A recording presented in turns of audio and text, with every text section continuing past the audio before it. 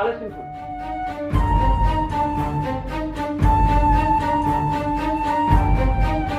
చూడమ్మా, ఒక్క నిమిషం ఆగమ్మా. వాడు ఒక అనాథ. నిన్ను పెళ్లి చేసుకున్నాకే వాడు ఎంతో సంతోషంగా ఉన్నాడు. వాడిని విడిచిపెట్టి వెళ్ళి మళ్ళీ అనాథం చేస్తావా? ప్లీజ్ అమ్మా, ఒక్కసారి ఆలోచించు. సంపాదన లేని మగాడి దగ్గర ఏ ఆడది ఉండదు. అది మొగుడైతే పక్కలోకి కాదు కదా, పక్కన ఉండడానికి కూడా అసహించుకుంటది. Good bye.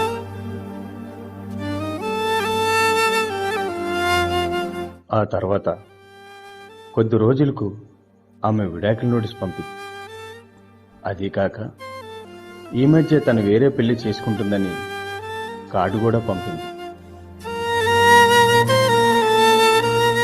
సారీ అండి, మీ సమస్య ముందు నా సమస్య చాలా చిన్నది. ఏ మొగాడి కన్నా భార్య అవమానం ముందు అన్ని సమస్యలు చిన్నయే.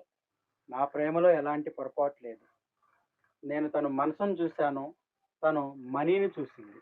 మీలాంటి వారి ప్రేమను అర్థం చేసుకున్నందుకు తను బాధపడాలి. మీరు బాధపడకండి.